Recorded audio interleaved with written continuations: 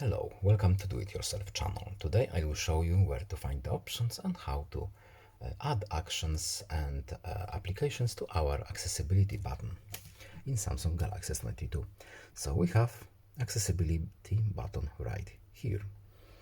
We can add more functions using these edit shortcuts right here, and it will transport us to accessibility button functions and actions, and we can freely add whatever we need to, and it will appear or disappear from this button.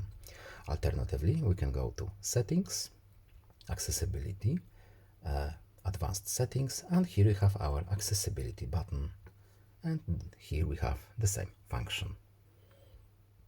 So I hope this video was helpful to you. Please leave a like and subscribe.